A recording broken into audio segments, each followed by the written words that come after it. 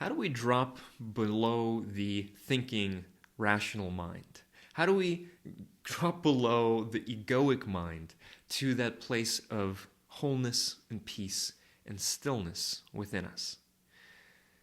I had a client that I was working with just the other day where I saw the cleverness and the mischievousness of the egoic mind at play, and it was impressive to see. I was working with this person who felt that there was some kind of imbalance, a tug of war, back and forth between his mind and his heart. And when we investigated that, it turned out that his thinking mind didn't fully trust his heart. It didn't trust that the heart was strong enough to be able to protect the young childhood parts within him, and specifically one childhood part that had seen or experienced something that was very, very difficult. And the thinking mind had taken on this role to protect and guard this young, very vulnerable part from experiencing more pain.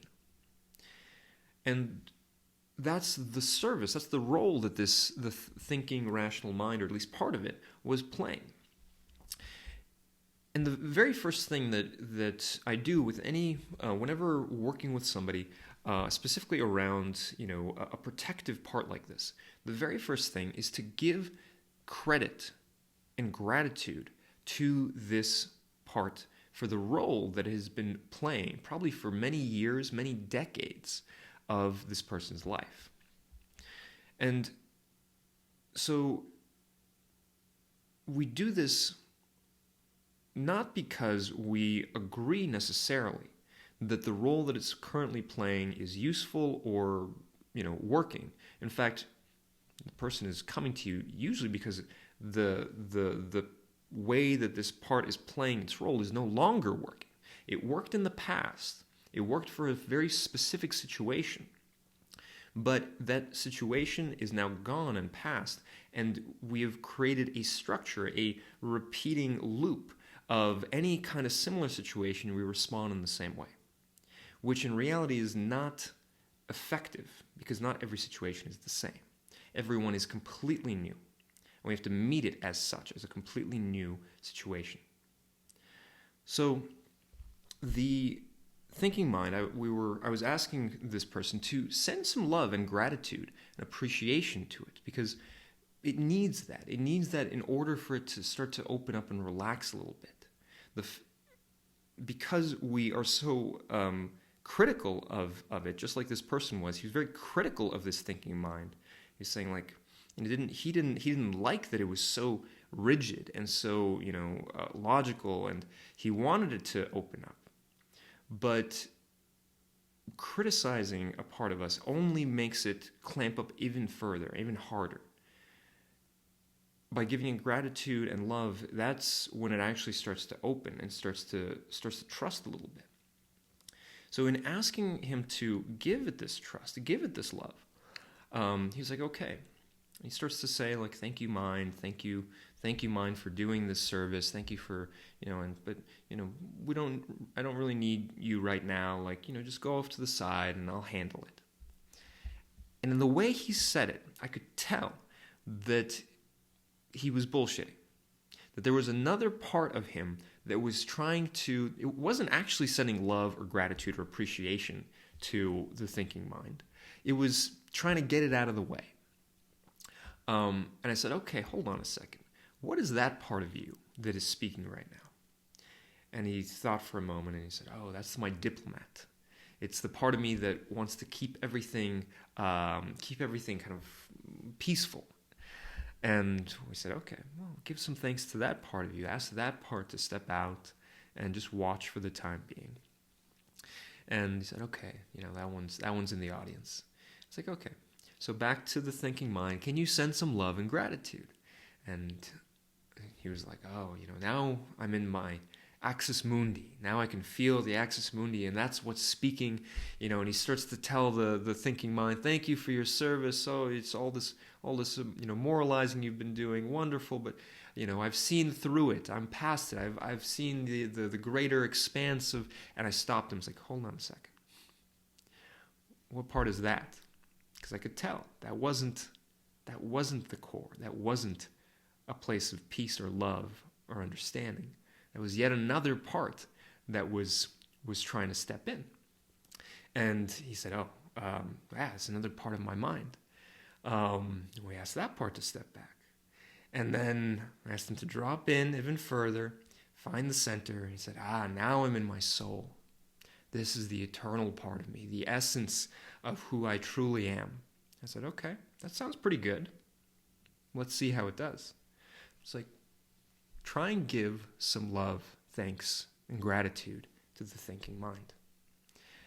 And as soon as he started to talk, I knew that this was yet another mask that the thinking mind had put on, pretending like it was speaking to, like the soul was speaking to the mind, but it was really just another part of the mind speaking to the mind.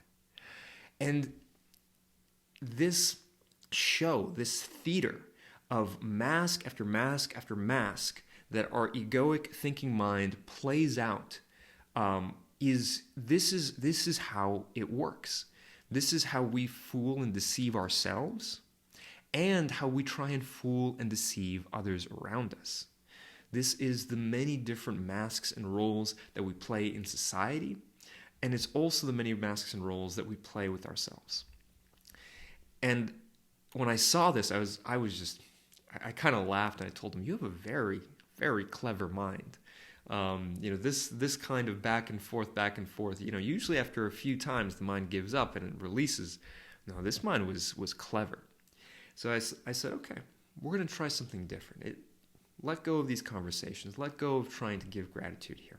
Forget that. Just drop into peace. Drop into stillness. Drop into silence. And when I asked him to do that, I felt something change. I could feel it in his body. I could feel a genuine space opening up within him and around him. And I just had him rest there for several minutes, just in silence.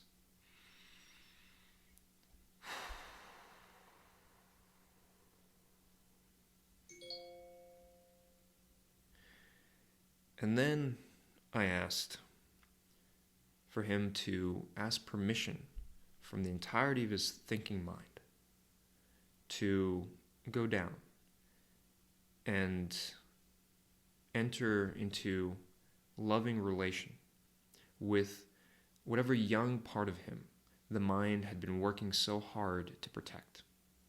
Yes or no, would that be something that it would be willing to allow? And he got the answer yes.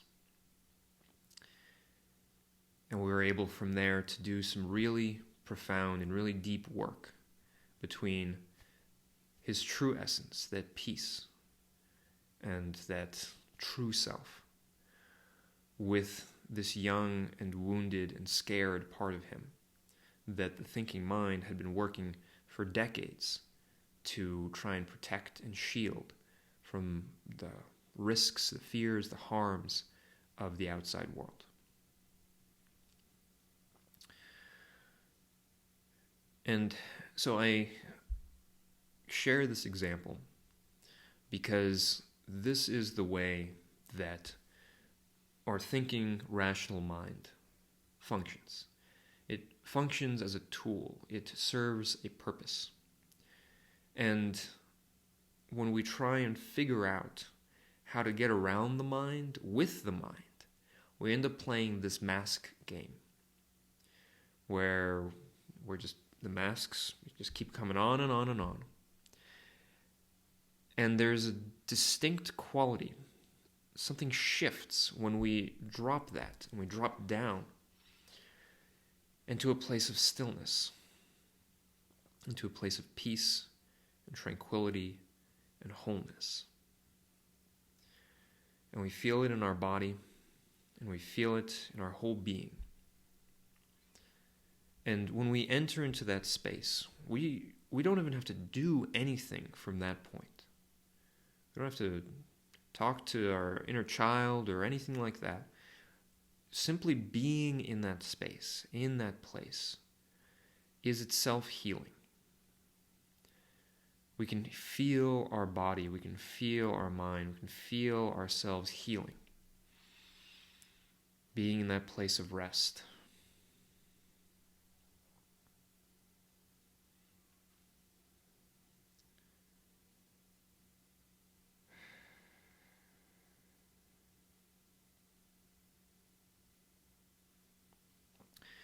So, for anyone that is confused or struggling to get to this place of openness, of true center, which is really, in a sense, no center.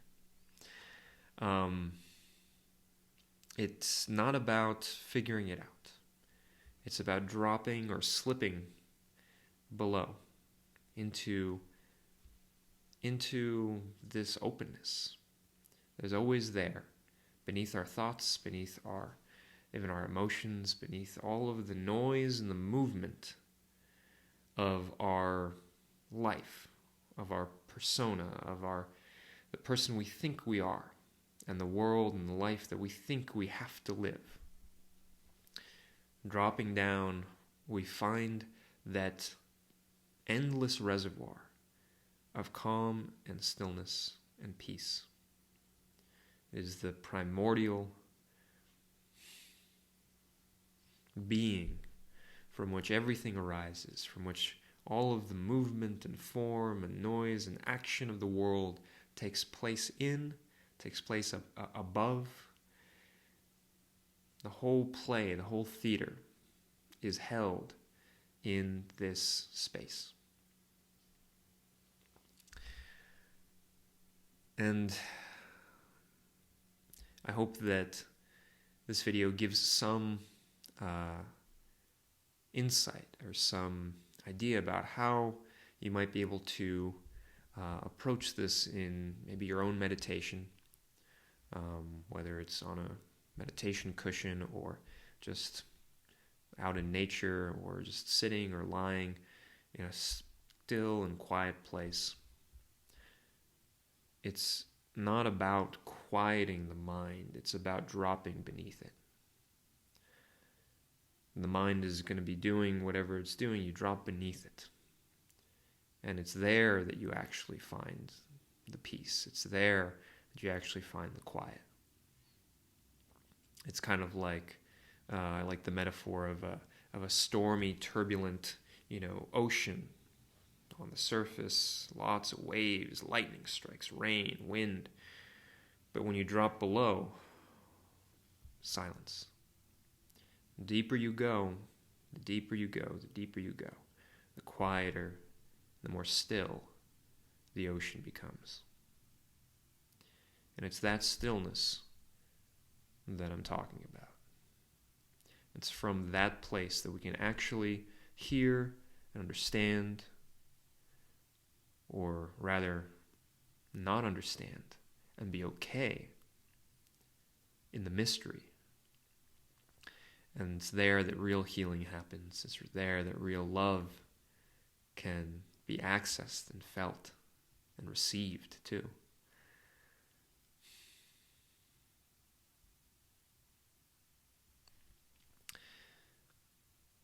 So if this is something that was useful to you, maybe hopefully you're getting a little bit of that even in listening to my voice and even in through this video itself.